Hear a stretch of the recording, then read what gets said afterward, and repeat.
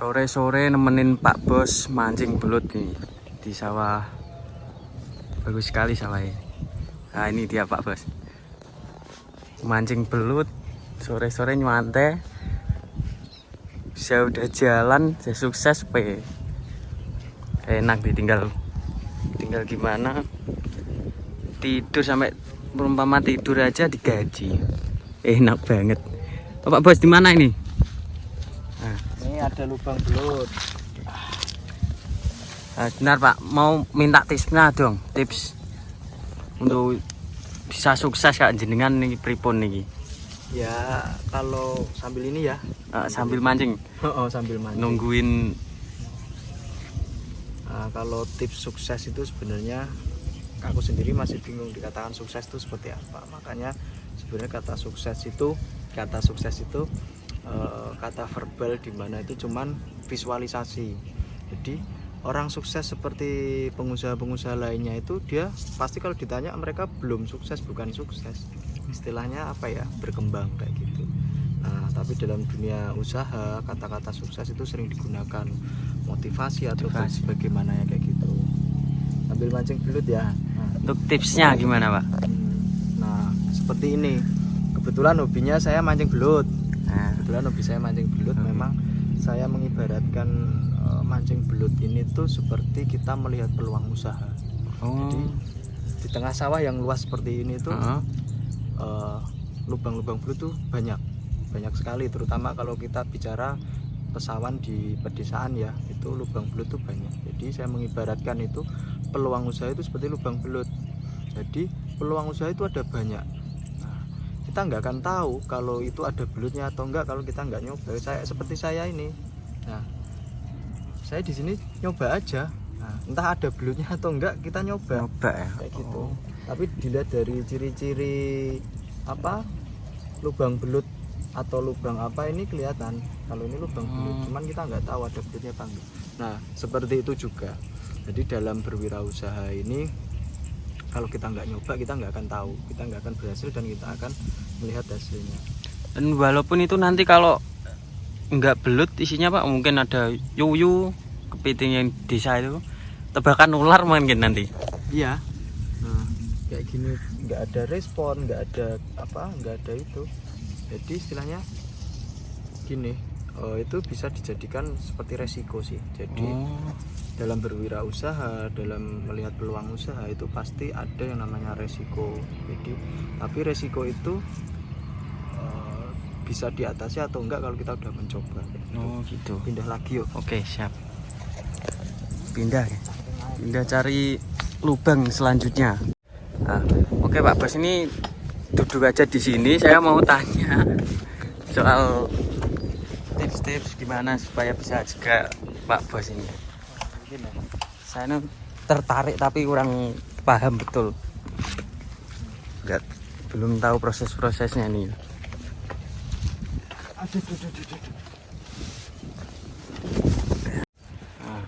Sambil duduk di sini mau tanya-tanya Pak. Jadi kalau semua perumpamaan ya itu ya Pak ya, tadi ya mancing belut itu bisa jadikan itu kan gambaran visualisasi tentang bisnis ya. Untuk tips-tips yang lainnya mungkin Pak? Banyak dalam dunia wirausaha itu gini. Jadi kalau kita menekuni bisnis kalau nggak pakai trik, game, tips itu akan susah. Meskipun usaha kita konvensional, dalam artian kita nggak bisnis online nih, kita bisnis kayak saya masih konvensional, tapi ke depan aku mau meraba ke bisnis online juga. Setelah nanti bisnis konvensional saya itu udah settle, jadi udah ya bisa dikatakan 200% autopilot. Jadi nggak 100% tapi 200% autopilot. Udah bisa ditinggal kemana-kemana gitu Pak? Iya, ditinggal mancing belut, mau tinggal apa ya kayak gini. Ya udah autopilot, cuman masih beberapa hal yang kurang gitu ya. Kurang kayak gitu. Jadi kembali lagi ya, dalam memulai bisnis atau bisnis yang sudah berjalan, kita perlu yang namanya game sama trik kayak gitu. Seperti kayak bisnis kuliner, ada yang namanya promo, terus di bisnis pakaian ada yang namanya diskon, buy one get one, itu yang namanya trik. Itu trik itu bisa masuk ke substansinya marketing, jadi teknik penjualan. Gimana kita mengenalkan produk kita, terus mengenalkan jasa kita ke customer biar mereka mau membeli produk kita. Salah satunya yang paling banyak itu buy one get one, promo diskon dan sebagainya. Kayak gitu. Itu penting banget di awal merintis usaha. Jadi kalau di awal kalian buka usaha itu nggak rame, ke belakangnya akan susah. Makanya di depan tuh harus rame. Nah, setelah ketika ada promo, diskon dan sebagainya kan kelihatan nih usaha kamu, entah itu kuliner, entah itu distro, entah itu apa, banyak orang berkumpul. Nah, pasti kan ada orang lewat nih, apa toh iku, apa toh itu. Nah, mereka pada kepo. Mungkin besoknya lagi lewat, tidak seramai waktu pertama, kelihatan value-nya. Oh, toko makanan, oh warung atau kedai atau distro atau yang lain lah. Gitu. Nah, itu yang namanya game trik yang pertama dalam mengawali usaha, waktu awal buka usaha kayak gitu, buka toko lah sambil rokok. Oke. Yang tadi trik sama game ya, yang gamenya gimana, Pak? Ya sebenarnya sama, trik game itu permainan. Oh, permainan ya sama. Ya bukan permainan itu, maksud saya ini kayak teknik lah, teknik marketing namanya kayak gitu. Jadi nanti setelah dapat pelanggan, nah udah dapat pelanggan awal nih, di awal nih kita punya yang namanya kayak portofolio customer pertama kita. Jadi ketika kalian buat Instagram, buat medsos, buat Facebook, itu kalian ada bahan buat uploadan. Jadi seolah-olah bisnismu itu laku, dan memang harus dipancing kayak gitu. Karena apa? Customer kan ada customer yang tahu kalau kita ada promo, ada yang nggak tahu. Tapi kalau untuk medsos kan jangkauannya luas kayak gitu. Itu hal yang kebanyakan harus dicermati oleh pengusaha waktu memulai bisnis kayak gitu. Makanya dalam memulai usaha itu, ketika kita punya modal, taruhlah kita punya modal 10 juta, itu jangan dipakai semua. Mungkin kita modalnya itu cuma 5 juta itu buat dana cadangan. Jadi 5 juta buat merintis usaha tadi, yang 5 juta buat cadangan, dimana nanti dana cadangan itu ada kita sisihkan juga buat dana promosi 1 juta atau 2 juta gitu.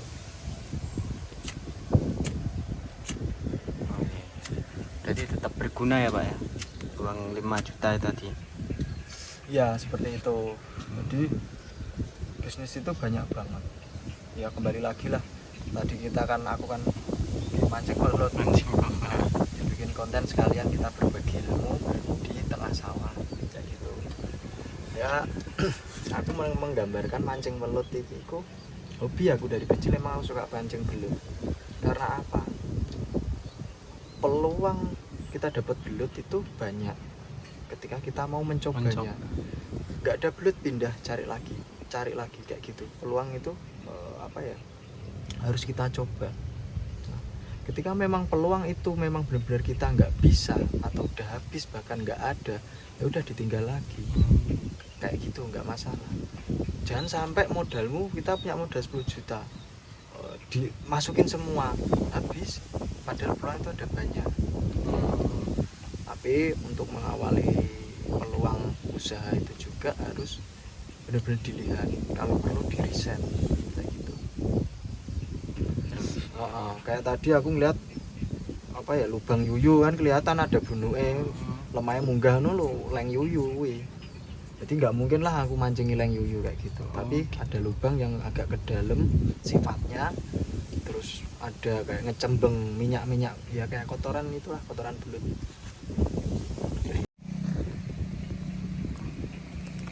Kalau untuk bicara soal modal nih, Pak, saya kan pengen bangun usaha, merintis usaha, itu belum ada modalnya, itu gimana? Bicara soal modal ini ya, Pak. Banyak pastilah pertanyaan seperti kayak nggak punya modal, nggak punya tempat, nggak punya apa. Iya, pasti itu. Betul, ya itu yang saya rasakan Pak. Gimana mau pengen nggak punya modal ya? Iya. Gini. Sebenarnya modal itu masalah waktu. Modal itu masalah waktu. Dimana sebelum kita memulai usaha, kita kerja aja dulu. Kita kerja dulu, ikut orang.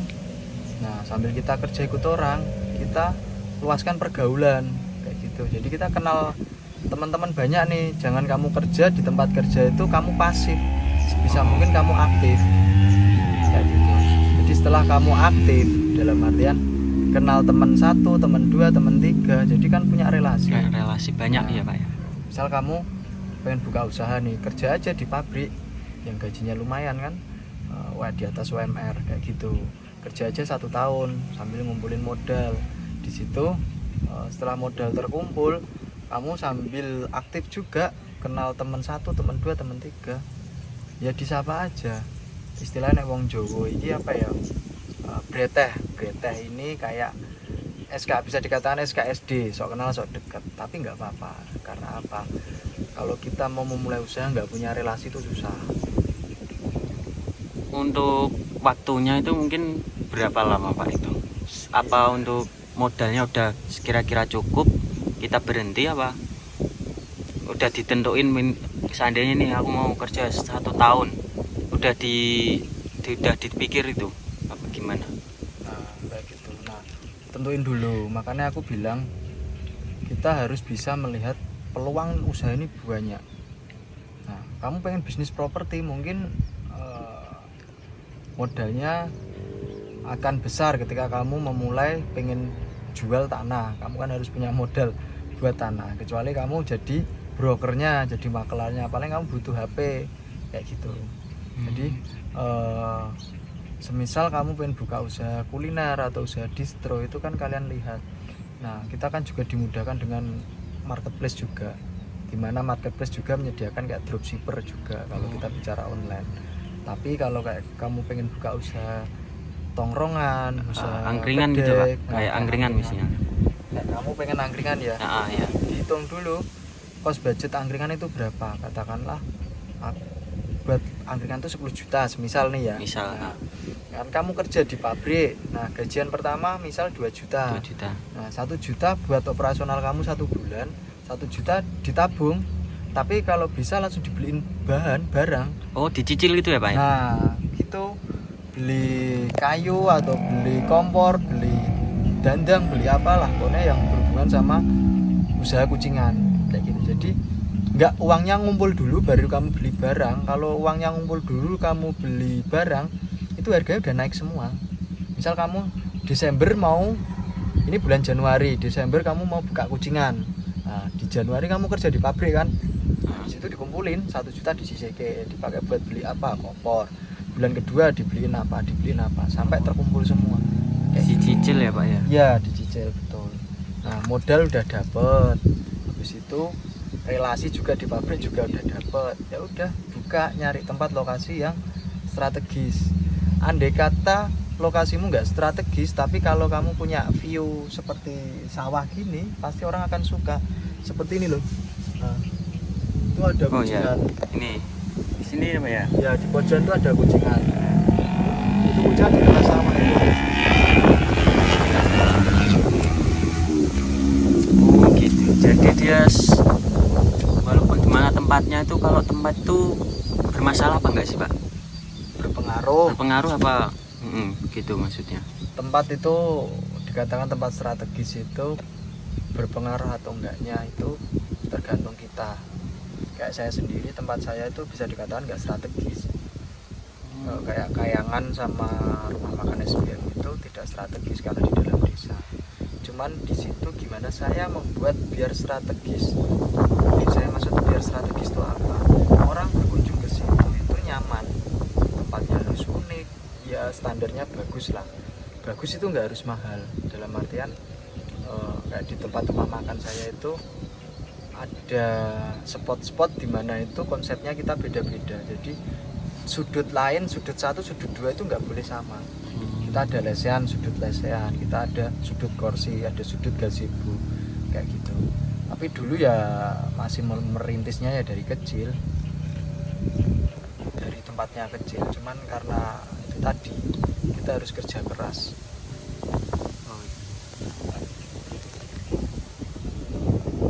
Lagi yuk, Lanjut lagi. Oke, siap. ambil narik kopi. Lanjut mancing belut. Oke. Pokoknya agenda kalau minggu ya, kalau nggak mancing belut, mancing neng kali. Mancing kali, mancing belut. Oke, lanjut lagi. Mancing cari belut. Hiburan tuh nggak harus mahal. Betul betul. Hiburan nggak harus mahal. Yang penting apa ya, nyaman sih nah aku. Mungkin teman-teman ya hiburannya beda-beda. Ada yang trabas, ada yang itu. Sama aku ya suka trabas, suka lain-lain.